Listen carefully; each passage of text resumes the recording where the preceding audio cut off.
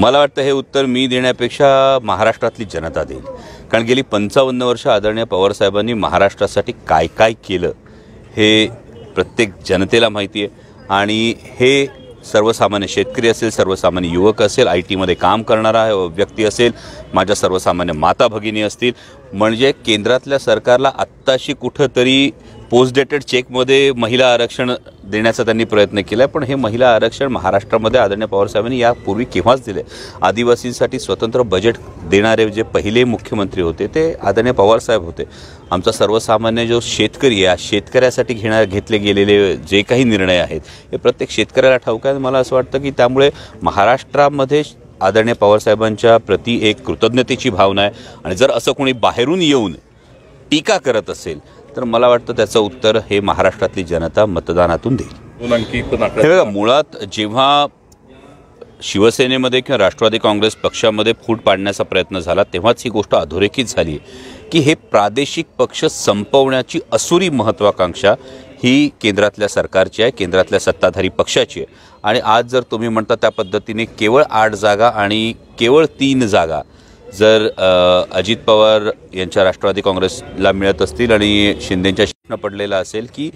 याचसाठी केला होता का अट्टा, म्हणजे जेव्हा स्वगृही होतो तेव्हा राजासारखी वागणूक होती आणि आता मात्र जर अशा पद्धतीनं 8 आणि 3 जागांवर बोळवण जर केली जात असेल तर हा एवढं जो प्रवास जो केला याचं नक्की फलित काय हा संभ्रम प्रत्येकाच्या मनात तयार मला असं वाटतं की माझ्यासारख्या सर्वसामान्य मध्यमवर्गीय शेतकरी कुटुंबातल्या व्यक्तीच्या बाबत किंवा विरोधकांमध्ये जर उमेदवारीची एवढी चर्चा होत असेल तर मी प्रामाणिकपणे ही गोष्ट सांगू इच्छितो की आदरणीय पवार साहेबांनी जो विश्वास दाखवला त्या विश्वासाला कुठेतरी पात्र ठरलो। शिरूर लोकसभा मतदारसंघातले मायबाप जनतेचे प्रश्न हे हिरिरीनं संसदेत मांडू शकलेलो आहे आणि 3 वेळा संसदरत्न पुरस्कार असेल, देशातल्या फर्स्ट टर्ममध्ये निवडून आलेल्या खासदारांमधला 3रा क्रमांक असेल, या सगळ्या गोष्टींची ही कामाची पोचपावती असंच मी मानतो। लोकशाही आहे त्यामुळे कोणी ना कोणी उमेदवार तर नक्की येईल आणि आता केंद्रीय गृहमंत्री अमित शहा आल्यानंतर, कारण त्यांच्याशिवाय खरं तर हासे इतर पक्षांना नव्हता आत्तापर्यंत, कोणी किती दावे करत होतो तरीसुद्धा, पण इतक्या महत्त्वाच्या बैठकीत सुद्धा जर शिरूर लोकसभा मतदारसंघाची चर्चा होत असेल तर मला वाटतं ही कामाची पोचपावती नाही। मला असं वाटतं दादा मोठे नेते आहेत आणि त्यांनी जी काही वैयक्तिक टीका केली या वैयक्तिक टीकेचं जे गेल्या 5 वर्षातलं जर आपण लेखाजोखा बघितला तर मायबाप जनता जाणते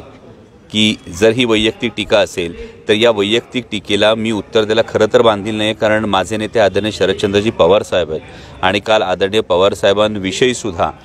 जी काही टीका शिरूर लोकसभा मतदारसंघामध्ये मंचाच्या सभेत करण्यात आली यामध्ये एक वस्तुस्थिती फक्त लक्षात आणून देऊ इच्छितो की 2014 पासून आदरणीय पवार साहेब कोणत्याही सत्तेच्या पदावर नाही आहेत। त्यामुळे आम्ही 60 वर्षाचे झालो तरी आता आम्हाला संधी मिळायला पाहिजे। मग इतकी वर्ष संधी कोणी दिली, इतकी वर्ष उपमुख्यमंत्रीपद हे कोणी दिलं, म्हणजे 2019 मध्ये जो काही प्रकार सकाळच्या शपथविधीचा झाला होता त्यानंतर सुद्धा मन मोठं करून ही संधी दिली कोणी, हे जर उत्तर आपण बघितलं तर 2014 पासून जे सत्तेच्या पदावरच नाही त्या आदरणीय पवार साहेबांविषयी ही टीका करत असताना मला असं वाटतं की मायबाप जनता हे सगळं जाणते आणि त्याचं उत्तर मिळेल। थँक्यू।